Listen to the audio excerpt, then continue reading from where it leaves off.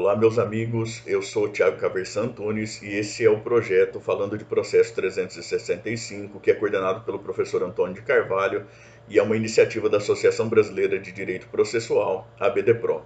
Hoje eu quero falar com vocês um pouquinho de exceção de pré-executividade, sem entrar na polêmica sobre a adequação dessa denominação, e lembrando que a exceção de pré-executividade é um mecanismo de defesa que o executado tem para arguir matérias de ordem pública, que poderiam ser conhecidas de ofício pelo juiz. Então, é um meio para veicular nulidades da execução, matérias de ordem processual, esse tipo de coisa. Como que surge a ideia da exceção de pré-executividade? Antes das reformas de 2005 e 2006, em geral, a gente tinha como um requisito de admissibilidade dos embargos, da defesa por excelência do executado, a garantia do juízo por penhora, depósito ou caução, ou seja, não se admitia a oposição de embargo sem que a execução estivesse já garantida, né?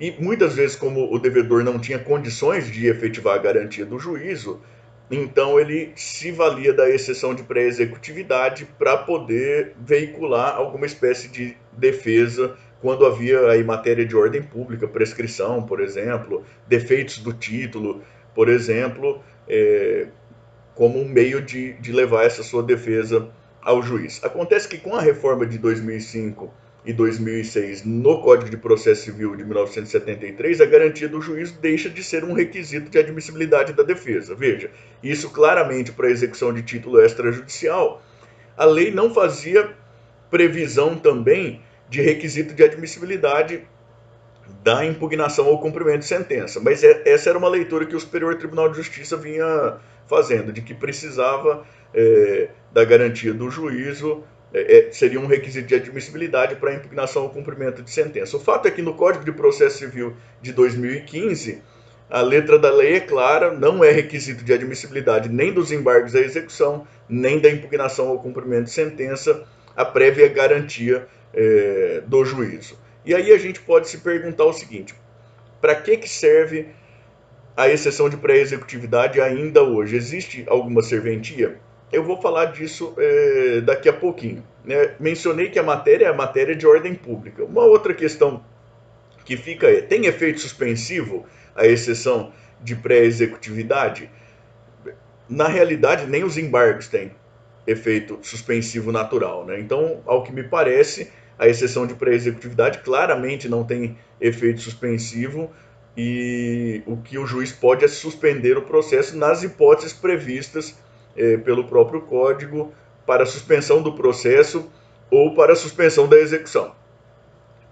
A gente pode até pensar em determinadas situações excepcionais quando houver garantia do juízo em uma suspensão de caráter cautelar, mas aí é necessário que haja a presença dos requisitos autorizadores da concessão de tutela de urgência, certo?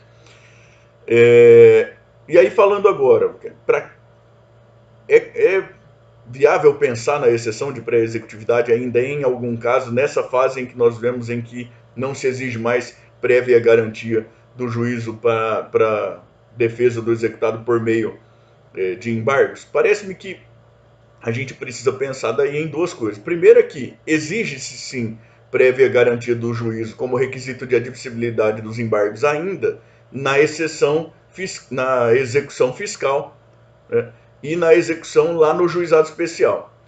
Então, aí muito provavelmente continua tendo uma importante função a exceção de pré-executividade para quando o executado pretende levar matéria de ordem pública como matéria de defesa e não tem condições ou não tem interesse por algum motivo de efetivar a garantia do juízo. E a outra hipótese que me parece importante de utilização da exceção de pré-executividade é quando o cliente chega ao escritório com o prazo para apresentação de embargos ou de impugnação ao cumprimento de sentença já vencido. Ou seja, não há mais a possibilidade, não há prazo por uma questão temporal para apresentação da defesa por meio de embargos ou por meio de impugnação ao cumprimento de sentença, e aí a gente pode se utilizar da exceção de pré-executividade. Vejam, a exceção de pré-executividade é processada nos próprios autos e não depende do pagamento de custas. Então, às vezes, algumas pessoas perguntam para a gente, não é melhor a exceção de pré-executividade se eu não tenho que pagar custas?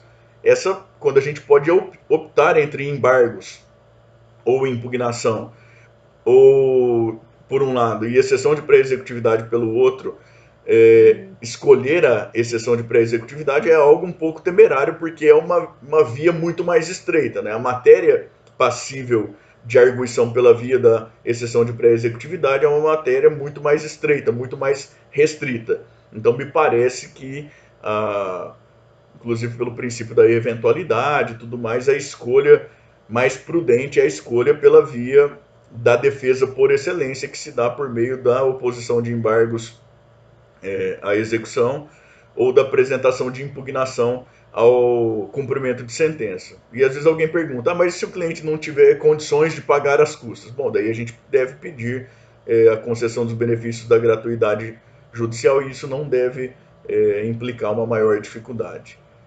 Hoje era isso que eu gostaria de conversar com vocês. Agradeço muito a oportunidade de participar novamente do projeto e deixo meu grande abraço a todos.